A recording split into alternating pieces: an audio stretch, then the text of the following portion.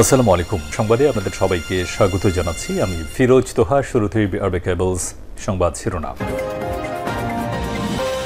পুরোদমে Iran, Israel এবং যুক্তরাষ্ট্রের মধ্যে ভয়াবহ তৃতীয় বিশ্বযুদ্ধ চলছে, আর ইরানকে সহায়তা করছে রাশিয়া, চীন, পাকিস্তানের মতো বাঘা বাঘা শক্তি। এবার যুক্তরাষ্ট্রকে ধূলিসাৎ করে দিচ্ছে ইরান। ইরানের এক একটি মিসাইল হামলায় কেঁপে উঠছে যুক্তরাষ্ট্রের মধ্যপ্রাচ্যের সমস্ত মার্কিন ঘাঁটি। এক একে ধূলিসাৎ হয়ে যাচ্ছে ইহুদিবাদী ইসরায়েলের এবং যুক্তরাষ্ট্রের সমস্ত স্থাপনা। আর এরই মাঝে আমাদের হাতে এসে পৌঁছেছে এই যুদ্ধের সর্বশেষ গুরুত্বপূর্ণ সবথেকে তাজা আপডেট সংবাদ। প্রথমে আপনাদের জানাবো, ইরানের ক্ষেপণাস্ত্র হামলায় ইসরায়েলে নিহত ৩, আহত একাধিক। ইরান থেকে চালানো ব্যালিস্টিক ক্ষেপণাস্ত্র হামলায় ইসরায়েলের বীরসেবাতে ৩ জন ইহুদি নিহত হয়েছে এবং আরও বেশ কয়েকজন ইহুদির অবস্থা খুবই গুরুতর খারাপ। এরপর জানাবো, ইরানি ক্ষেপণাস্ত্র হামলার পর পাল্টা জবাবের হুমকি দিল ইহুদিবাদী ইসরায়েল। তেহরানে হামলার নির্দেশ ইহুদিবাদী ইসরায়েলের প্রতিরক্ষামন্ত্রীর। ইরান যুদ্ধবিরতি ভেঙে ইসরায়েলের দিকে একের পর এক ব্যালিস্টিক ক্ষেপণাস্ত্র হামলা চালানোর পর আবার উত্তেজনা নতুন করে চরমে পৌঁছেছে। দুটি ক্ষেপণাস্ত্র ইসরায়েলের আকাশ সীমায় প্রবেশ করলেও উভয়টি সফলভাবে প্রতিহত করেছে ইহুদিবাদী ইসরায়েলের বাহিনী। তবে নতুন করে তেহরানে হামলার নির্দেশ দিয়েছে প্রতিরক্ষামন্ত্রী। এদিকে এবার গাজাতেও যুদ্ধবিরতির দাবি জানালো ইসরায়েলের বিরোধী দলীয় নেতারা। যুক্তরাষ্ট্রের উদ্যোগে কাতারের মধ্যস্থতায় ইরান ও ইসরায়েলের মধ্যে যুদ্ধবিরতির কার্যকর হয়েছে। তবে এবার গাজায় যুদ্ধবিরতি দাবি জানিয়েছে ইসরায়েলের বিরোধী দলীয় নেতা। খবর আল জাজিরার। এবারে জানাবো, রাতভর ইরানে হামলায় নিহত ৯, আহত ৩৩। ইরানের উত্তর অঞ্চলে সন্ত্রাসী হামলায় ৯ জন নিহত হয়েছে। এছাড়াও এই হামলায় 4টি বাড়িও ধ্বংস হয়ে গেছে। স্থানীয় কর্মকর্তারা এই তথ্য নিশ্চিত করেছে। খবর আল জাজিরার। গিলানের গভর্নর অফিস জানিয়েছে, আস্তানে আশরাফিয়া শহরে হামলায় ৩৩ জন আহত হয়েছে। এটি একটি সন্ত্রাসী হামলা যা ইহুদিবাদী ইসরায়েল দ্বারা সংগঠিত হয়েছে। এবং সর্বশেষ জানাবো, জুলাই আগস্ট গণহত্যার মামলায় শেখ হাসিনার পক্ষে আইনজীবী নিয়োগ। জুলাই আগস্ট গণহত্যার সময় হত্যাকাণ্ডের ঘটনায় করা মানবতা বিরোধী অপরাধের মামলায় সাবেক প্রধানমন্ত্রী শেখ হাসিনা, সাবেক স্বরাষ্ট্রমন্ত্রী আসাদুজ্জামান খান কামালের পক্ষে রাষ্ট্রীয় আইনজীবী স্টেট ডিফেন্স নিয়োগ দিয়েছে আন্তর্জাতিক অপরাধ আদালত ট্রাইব্যুনাল। তাদের বিরুদ্ধে অভিযোগ গঠনের শুনানি ১ জুলাই নির্ধারণ করেছে ট্রাইব্যুনাল। প্রিয় দর্শক, এতক্ষণ শুনছিলেন সংবাদ শিরোনাম, এবারে বিস্তারিত। তবে তার আগে বন্ধুরা, অনুরোধ থাকবে এই সংবাদটিতে একটি লাইক দিন। এই চ্যানেলে আপনি নতুন হয়ে থাকলে আমাদের সংবাদটি দেখতে দেখতে চ্যানেলটি সাবস্ক্রাইব করে রাখুন। কমেন্ট করে বন্ধুরা আপনার মূল্যবান মতামত জানিয়ে দিন আপনি বিশ্বের কোন দেশ থেকে বা বাংলাদেশের কোন স্থান থেকে আমাদের সংবাদটি দেখছেন এবং শুনছেন। আর বন্ধুরা, ইরান ইসরায়েল যুদ্ধে আপনি কোন দেশকে সমর্থন করেন কমেন্ট করে জানিয়ে দিন। ইরান ইসরায়েল যুদ্ধে কোন দেশ যুদ্ধে জিততে পারে আপনার সম্ভাব্য ধারণা সম্পর্কে বিস্তারিত তথ্য কমেন্টে বিশ্ববাসীকে জানিয়ে দিন। এবারে বিস্তারিত।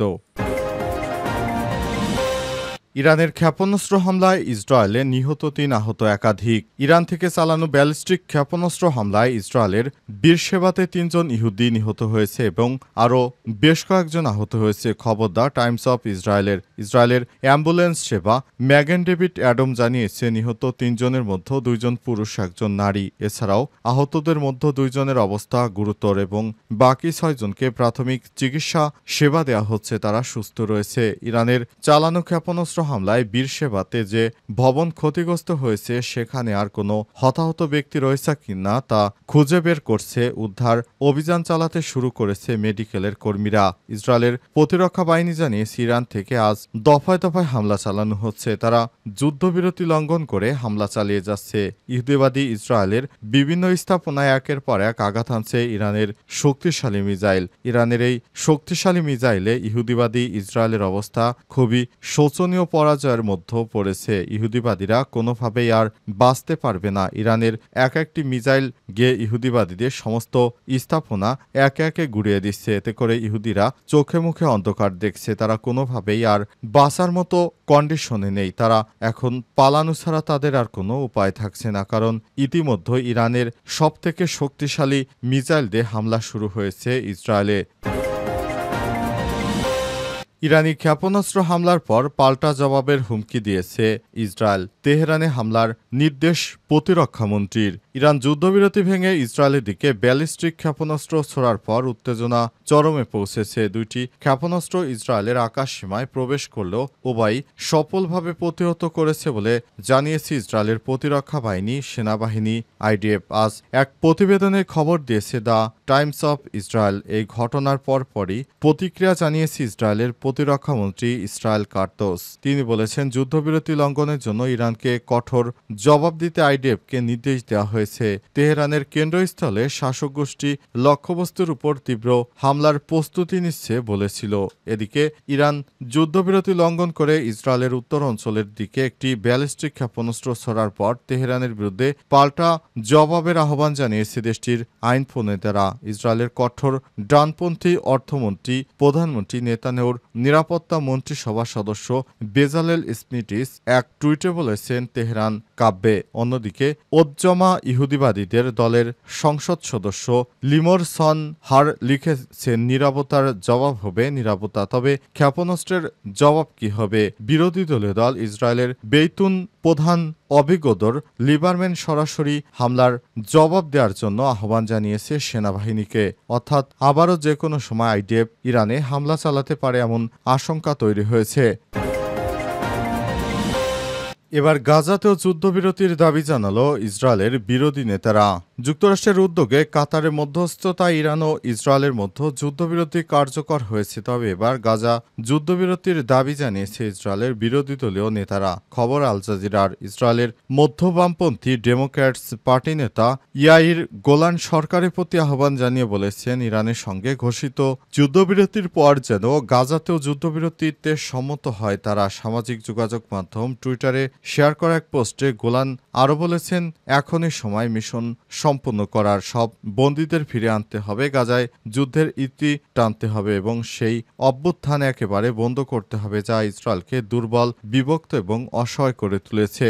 এদিকে ইসরায়েলি পার্লামেন্ট নেসেটে বিরোধী দলীয় নেতা ইয়েশ আতিত পার্টির প্রধান ইয়ার লাপিদও একই আহ্বান জানিয়েছেন। দ্য টাইমস অফ ইসরায়েলকে তিনি বলেছেন, এখন গাজার পালা, সেখানে কাজ শেষ করার সময় এসেছে, বন্দীদের ফিরে আনতে হবে, যুদ্ধ বন্ধ করতে হবে, ইসরায়েলকে পুনর্গঠনের কাজ শুরু করতে হবে।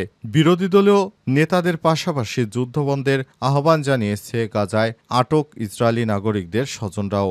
এক বিবৃতিতে ইসরায়েলি জিম্মিদের পরিবারগুলোর সংগঠন হস্টেজেস অ্যান্ড মিসিং ফ্যামিলিস ফোরাম বলছে, যুদ্ধবিরতির এই উদ্যোগে গাজাকে অন্তর্ভুক্ত করতে হবে। আমরা সরকারের কাছে জোর দাবি জানাচ্ছি তারা যেন অবিলম্বে এমন আলোচনায় বসে যার মাধ্যমে সকল আটক ব্যক্তিদের মুক্তি নিশ্চিত করতে হবে এবং গাজায় যুদ্ধের অবসান ঘটবে। ইহুদিবাদী ইসরায়েলকে শিক্ষা দেওয়ার জন্য আবারও হামলা চালাতে শুরু করেছে ইরান। তবে এই হামলা প্রতিহত করেছে ইসরায়েল। নতুন করে ইসরায়েল হামলা চালাবে কিনা সেটি এখনো স্পষ্ট নয়।